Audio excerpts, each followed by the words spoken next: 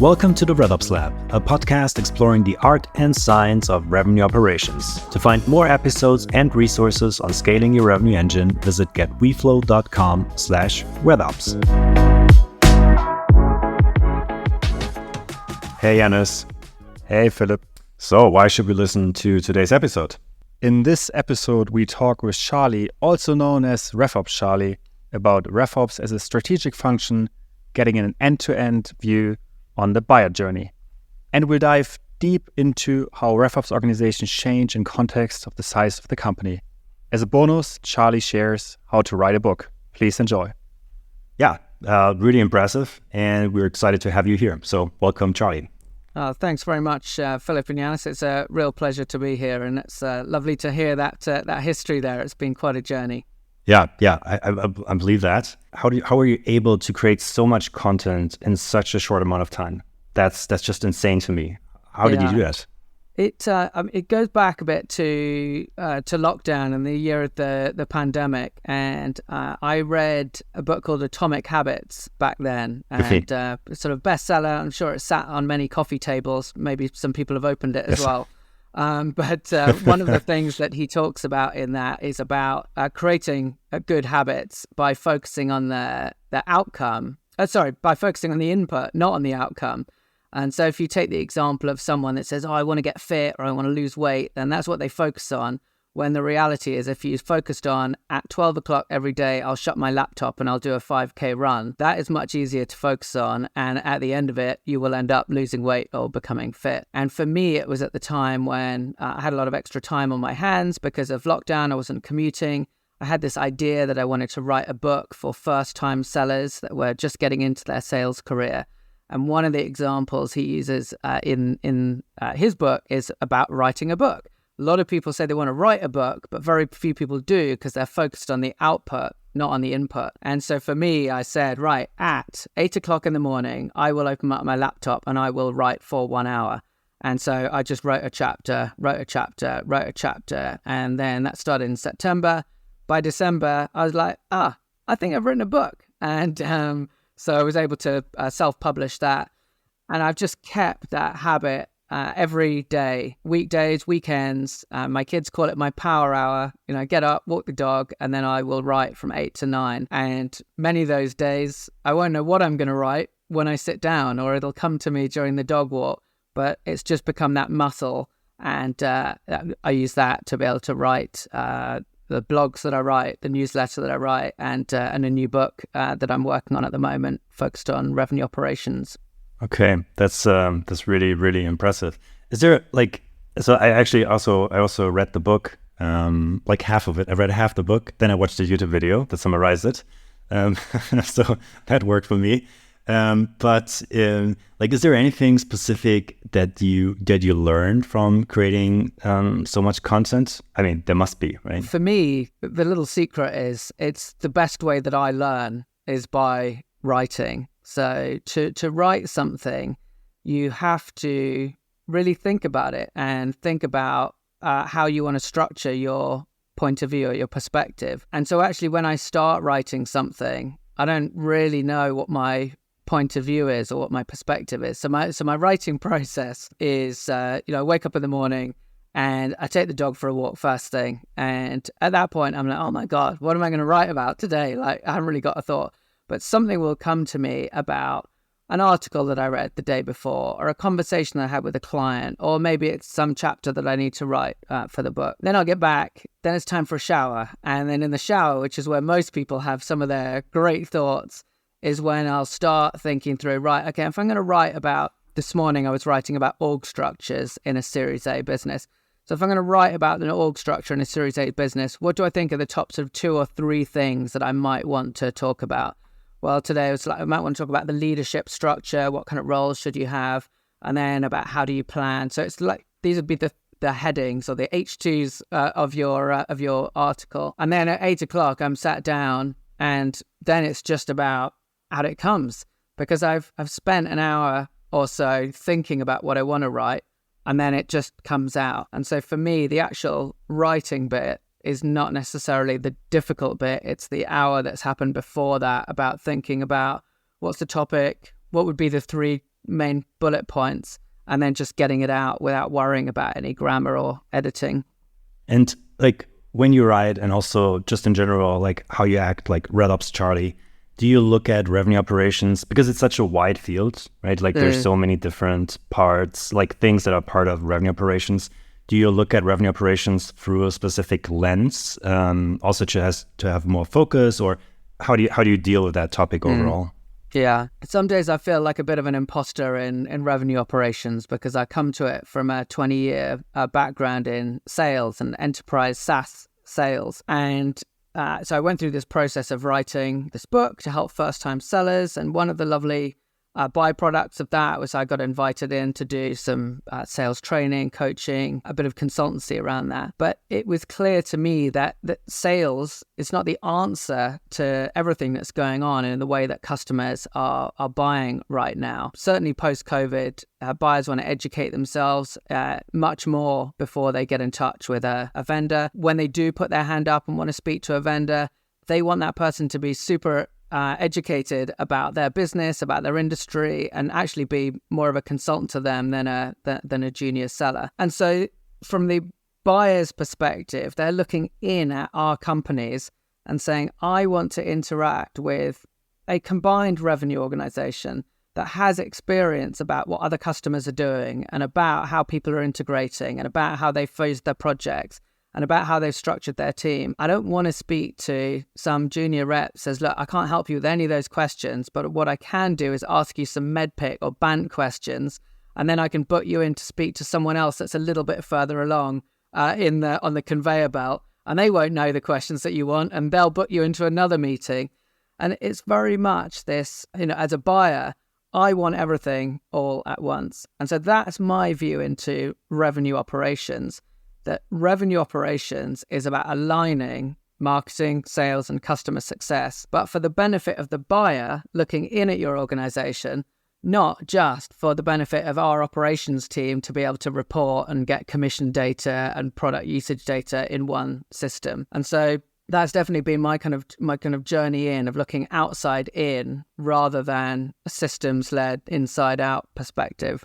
Right. I think in one of your YouTube videos, you also shared that quite remarkable statistic, I think, is that for all successful deals that go through, prospects actually only spend, I think, what was it, 70% of their time talking to sales or customer success, but 83% of their time researching?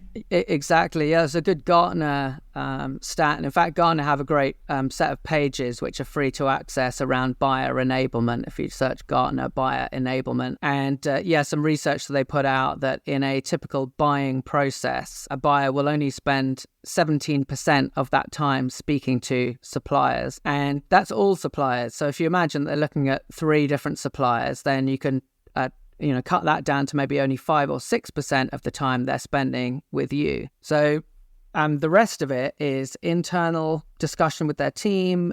It's doing offline research, going to events and so on.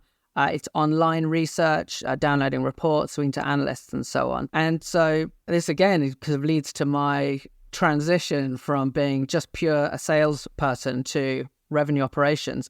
If your customer's spending 83% of their time not in touch with your organization, your sellers, then just being better at selling, here's the ultimate, opening line or the ultimate email, that can only affect 5 or 6% of the buyer's experience. And we need to think much more broadly about the interaction they have before they speak to our company and as they're speaking with people later on in the process.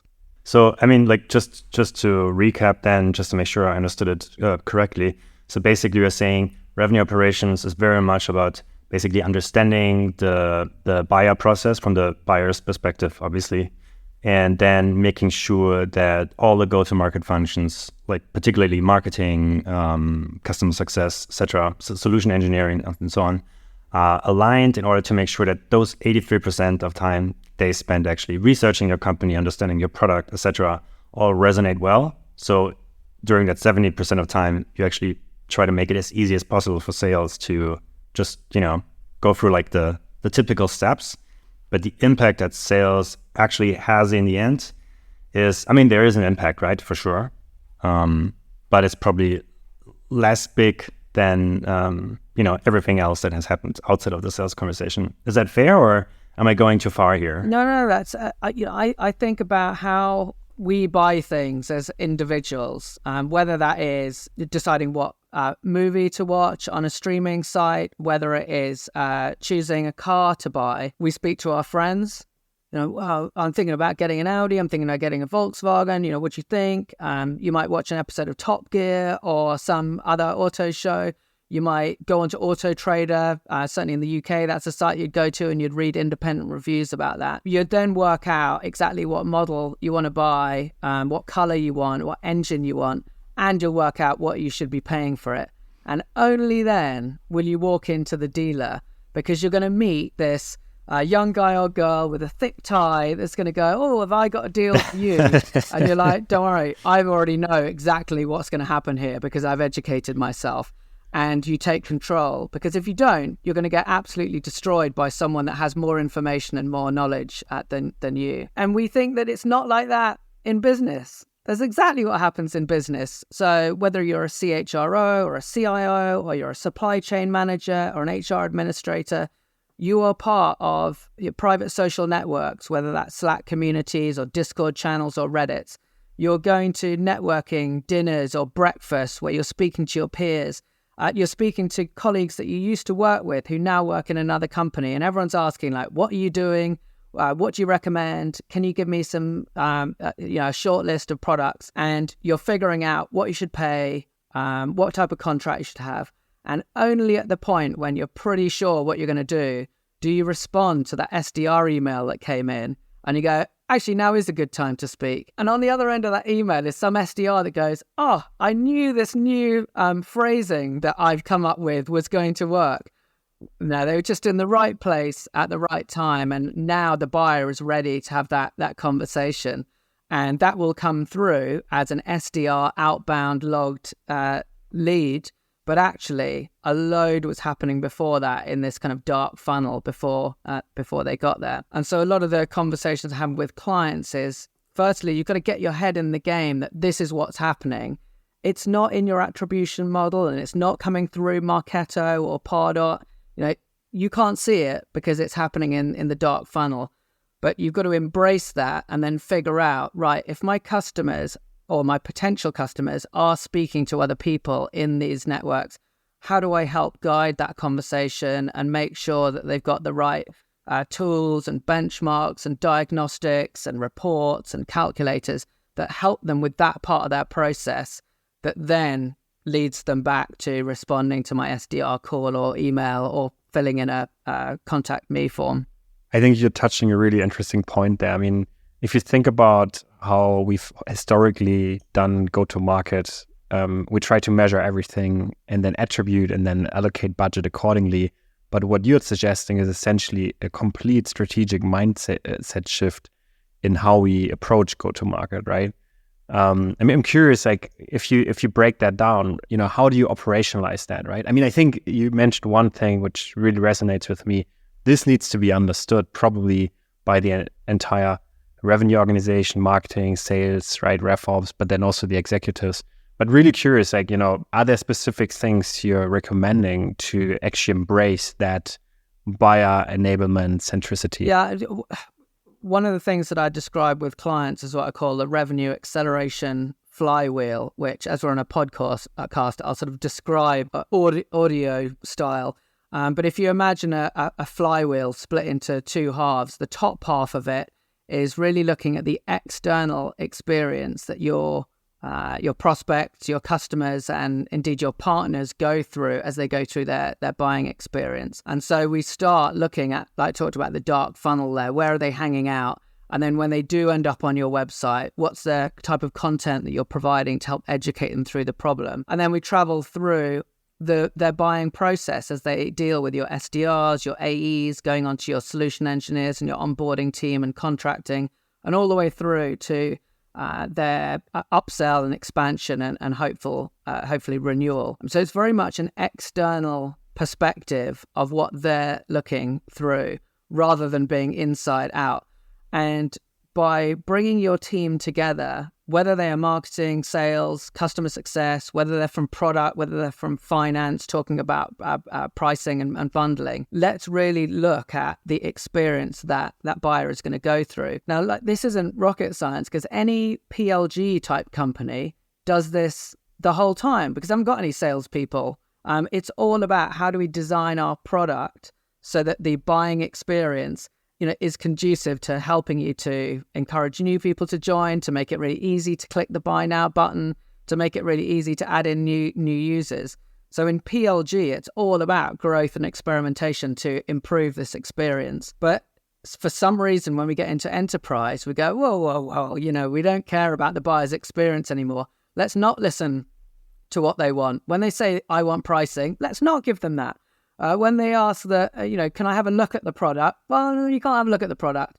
We make it really difficult for them to buy and to become customers of ours. So it's really just helping from a founder to your revenue leaders to have this different change of mind shift to think about it from the perspective of your buyers, rather than going, I've read a book on how we do enterprise sales, and it involves silos, and it involves passing off between teams, and it involves not giving the customer what they want when they want it. If you enjoyed this episode, feel free to check out the RevOps letter, a newsletter where Yannis and I share insights from the best revenue operators in the world. It's packed with actionable tips, insightful reports, and strategic advice. And if you have questions, just hit reply and we'll answer them personally. That's what over 1,000 operators love about it already. Go to getweflow.com/RevOps letter, or just go to the show notes and subscribe now. I think one thing that I think we also experience here at Weflow every now and then is that sometimes you have to go into that challenger mode where actually the customer, like the buyer, they actually don't know exactly what they're looking for, or they have like this vague idea of what they want, but we actually do know better because you've heard that story like before, and you know that it's not going to work out, and you have a better suggestion. So you kind of you don't want them to go all in on your product without supervision, because otherwise they basically will go into the product, they will try to do their thing, they will fail because that's just not the intention here of the product. And then so you need to be more in control there, right? I think that's also like a valid take that you can have. Though I generally agree with what you're saying, but I think there are these moments like for specific types of products where it's just really important that you actually educate the buyer. And then in order to do that, you need to have that wall somewhere in order to put them like, hey, pause, let us explain a few things to you. Yes, but I think there's ways around that. So I think about my teenage daughter when we're having a discussion about something, and she'll often say, that sounds like a you problem, not a me problem. And when we think about enterprise companies, they're like, we can't share pricing because it's quite complicated, and we can't give you a look into the product because you probably wouldn't understand it. And if I was a customer, I'd be going, that sounds like a you problem, not a me problem. If your pricing is too complicated and your product is too complicated to guide me through, then that sounds like you need to figure that out, rather than saying I need to click a contact us button. So I think there's definitely ways around that. One example that I like is Snowflake. And Snowflake, you think that's super complicated because you're dealing with data coming from private clouds and public clouds, and the pricing model is consumption-based. So, how do you give a price for something? But they have a standing webinar in loads of different languages every week, which is from zero to Snowflake.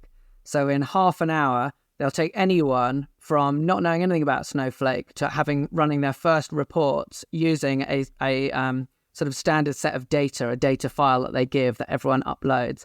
So it takes you on that journey, and they'll help you understand a little bit about how that pricing model works.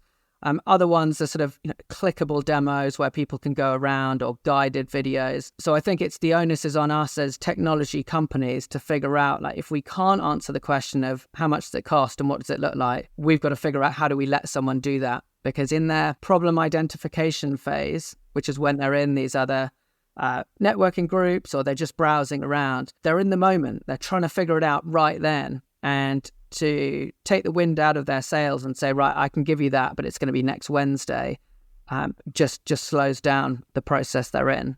Okay. Yeah, no, I think that's a really good example, actually. And I fully agree. I mean, for sure, there are ways around it. And I think there's all the opportunities in the world, right, to create content, to put it out there, to make it available to everybody. And I think really companies shouldn't be like scared of like people stealing their ideas or designs. I think, maybe like if somebody wants to do that, they'll find a way anyway. So that's not a good argument against it. And this again comes back to my journey to revenue operations, in that it's not even about just marketing and sales, because as sales, we don't know enough. It's customer success that have the goodness, because they know what customers are actually doing with the product. Like, this is the phase that they typically roll out, module by module. This is typically the integrations that they build in your sector. This is typically how they determine the value that they're getting from the product. This is typically how they negotiate contractual terms or whatever it might be. And that's the kind of important insight that someone wants right at the start of the process when they're in a Discord or a Slack community. So for me, I'm always trying to think about how do we almost interview the CSMs, the onboarding teams, the renewal teams, and figure out, and of course the customers, because they're the ones that are really using it, and figure out what can we learn from them that we can take all the way to the start of the process and help someone that's in that problem identification phase to educate themselves. I mean, I think this really resonates very well with me, because if you think about that general notion of buyers just having so much information, once they enter the process, they want to go specific, right? They want to know the nitty-gritty. They want to know how that software is essentially helping them to succeed and drive that, solve that problem they are trying to solve. So I'm really curious, like, what does this mean for the journey, right? Whether you're product-led or you have a clickable demo or, you're sales-led, but like once you basically come inbound and you have high consideration stage, right? Like, who should the buyers talk to, in your opinion? In my opinion, and of course it depends on inbound versus outbound, but someone that is coming inbound wants to speak to someone that can answer their question. And if you're going to put them in touch with someone that just cannot answer that question, that's going to be coordinating, you're causing some frustration.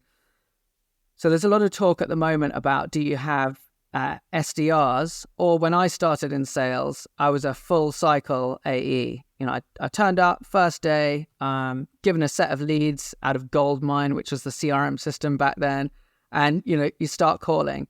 Now, one of the advantages of that was that my goal was not to book a meeting. I wasn't going to pay for my food and my rent, but through booking meetings, I was paid on getting customers that would sign a contract. And so through those first few months, you're taking people the whole way through the process and getting through the contracting and then onto the onboarding. Now, the beauty of that for me was that I learned stuff from the end of the process that I could then bring back to the next outbound call or inbound call that I received. I was much more valuable to the customer at the start because of what I was doing at the end. One of the challenges with the SDR model today is that the SDRs, whilst they're fantastic and they're working hard and they're really trying to accelerate their career, they just haven't got the knowledge of what happens later on because they haven't experienced it. And so when someone calls in and they're asking, right, I'm now educated. If you think about me with the car, I've spoken to my friends, I've been on Auto Trader, I know the model I want. I now want to have an educated conversation with you, and I'm now speaking to someone that knows less than I do. Well, I don't really know about the product. I'm not certified on that. I don't really know how the pricing works, and I don't really know about the contract terms. But I can organize a call with someone that can. And I'm like, that's why I called in. That's why I booked this call. So I definitely think for companies, there is conversation to be had about, do you funnel those in depending on the account, maybe the size of the account, and make sure they get quickly to someone that can answer that question. Yeah, I 100% agree. I think it's so important and such a annoyance. And I think especially in markets where you have product-led and just different sales motions competing with you, you really have to be very conscious about that that approach and change it. And I think you can route, right? Like you can route to different, AE types, SME, mid-market, enterprise, with different capabilities, but being able to quickly understand the value. And it's similar to the pricing discussion, right? You don't have to go into the scoping discussion immediately, but at least give a range, give an understanding. And I think this goes further than through the sales process and also the discovery process, right? But maybe let's switch gears a bit. I know we want to talk a bit about, how are the organizations changing, in seed, Series A, Series B?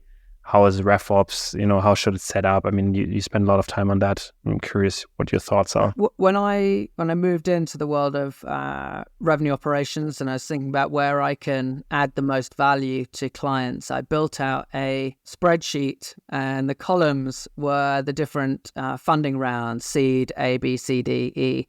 And in the rows, I did a lot of research across different VC firms' reports, across SaaStr articles and sessions, Carter, who provide a lot of equity management data, and just help myself to really understand what each of these businesses look like at each stage, the number of employees they've got, the amount of revenue they're doing, the number of products they've got, the number of countries they're selling into, and how their GTM teams are structured. And also specifically what their revenue operations organization might look like. And it was really insightful because coming into this, I think where someone like me adds most value is actually a later stage organization, Series D, E, because they've got a lot of stuff that's broken and there's lots of opportunity to optimize that. But actually, as I came back to Series B, to Series A, and indeed to seed series, you can see that at Series A, and of course, it depends on the industry, where we are in the economic cycle, and the geography. But typically, you'd say that it's at Series A, a team has just come out of finding product market fit. They've got about 30 people in the company, and maybe about 15 of those are in a go-to-market function. And there's probably one person that has got an ops type role, and they might be called a marketing ops or a sales ops person. They're probably updating HubSpot and creating some spreadsheets. So that's 30 people in total, 15 in sales or go-to-market, and maybe one in operations. If you then fast forward to Series B, maybe a couple of years later, if they're following the right venture track, now you've got about 100 people in the organization, from 30 to 100. In go-to-market roles, you've got about 70, so gone from 15 up to 70. And then in a revenue operations type role, you've gone from one person now probably to about 5 people led by a VP of RevOps. And so for me, that was that transition. Like at the start, you haven't really got RevOps at all. And at the end, you have got it. And you've gone from, quite a simplified go-to-market structure to something that's a bit more complex with multiple teams. And as a founder, especially if you're a technical founder that's come from a product background, you've never built this structure before. You're going to hire in a lot of new leaders, a sales leader, a marketing leader, a customer success leader. And these people are likely to have come from a company where there were lots of silos and it was this handing off from one team to another. Each of these leaders is going to come with a list of tools that they need to use. We use this as our marketing automation platform, and this is what we use for intent data. And then this is what we use for call recording and revenue intelligence. So this whole proliferation of tech stack that comes through, and everyone is focused on their own process rather than the overall one. So you might think, right, well, let's just get a VP of RevOps in day one that can oversee this. But a really strategic revenue operations leader is probably not going to join your scrappy startup, which is still at that point only got 30 people. So for me, it's really, that's where I can really help by partnering with a founder to be their guide as they go on this journey building from A to B. And then hopefully at that stage, they've then got the right revenue operations structure and the culture through the organization that we have a revenue engine, a revenue team that has some functions within it, but we're not looking at these 3 silos that so often creep in. I mean, I think to your earlier point, being buyer-centric, starting this rather earlier than later is super important, right? Because you're building the structure between Series A, Series B, and then into Series C. I'm curious, like how does a typical revenue operation organization look like at Series B? I mean, if you have 5 people, what have you found? Typically, it's built around the activity that they're doing. And this is one of the reasons why it's so important to build this out from scratch rather than trying to retrofit it into an organization that has already built around marketing ops, sales ops, and customer operations. So I typically see 5 teams, and I have to say 5, and then I'll remember if I stop at 4, you tell me. But so one of them is around strategy. So the strategy team. So this is really looking at it from the perspective of the buyer. So how are we going to architect our buyer experience? How are we going to structure our revenue engine in terms of our org structure and our strategy, pricing, bundling, the channels that we're going to use as we sell out to market? So very, very strategic. Then you're going to have teams focused on insights. So when we think about the data that we're generating across all these systems, how do we generate that, turn that data into insights that we can use to create new business models or to support our teams and our customers better. We've got a team around systems, of course, the tech stack that we're using. We've got a team around enablement. So how do we enable our sellers in order to do a great job? And then the 5th one, of course, I knew I was going to forget. So I have to actually look at, deal desk. Deal desk, that's always the one that I leave at the back, which of course, deal desk comes in later on in an organization. But by the time you get up towards a Series B, then making sure that you've got a team that can win good business and that you don't suddenly discount everything on the last day of the quarter just to get it in is absolutely critical. Amazing. Thank you for all these insights. I have one more question before we come to the end, or like the last closing question, so to say. Like there's one popular opinion I think right now that you can also read on LinkedIn quite often, and that is that from the beginning, founders should essentially sort of like be in that RevOps position, particularly doing pre-seed, seed before they go to Series A. Would you agree with that? And what are maybe some typical issues or errors that you've seen that these founders make when taking over that RevOps role? This Series A stage, when you've still got 30 people in the company, the temptation is to bring in people into senior leadership roles and as a founder, you can delegate it and maybe get back to your product heritage, which maybe you came from and you're very, very keen on. But at this Series A stage, the sales leader that you bring in really needs to be a player manager that's focused on delivering your monthly or revenue number, that they're in the trenches with the sales team. They should not be a VP of sales and definitely not a chief revenue officer that is owning all of this structure.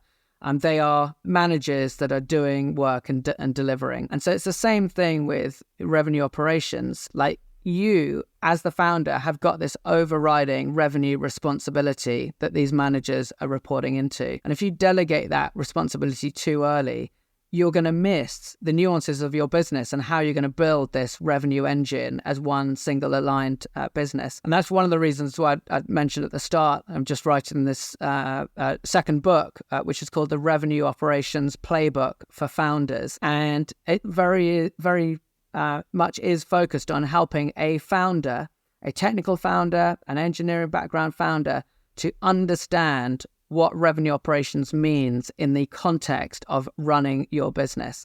It is not systems and spreadsheets and internally focused. This is as strategic as product development is to your business.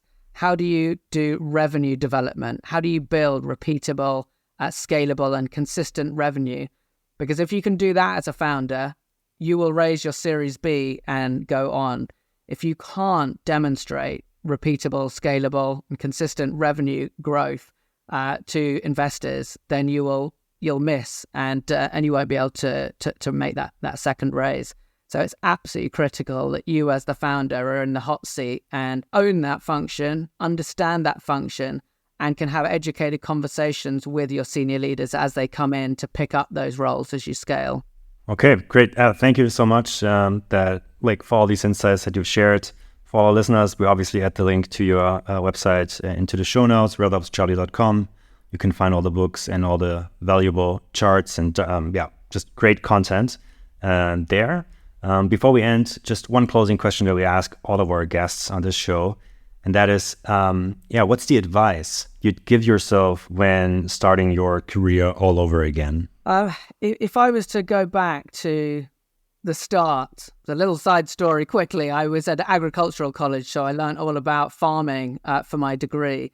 And I got into enterprise sales just because there was a business in that town that had some nice cars out the front. And so I knocked on the door and asked them what they did there. And they said they were an internet service provider. And so I said, that sounds great. Can I have a job? And so that's how I got into sales. And, it's a conversation that I have both with my own children and also with others that are starting their career, is that you just don't know what is around the corner.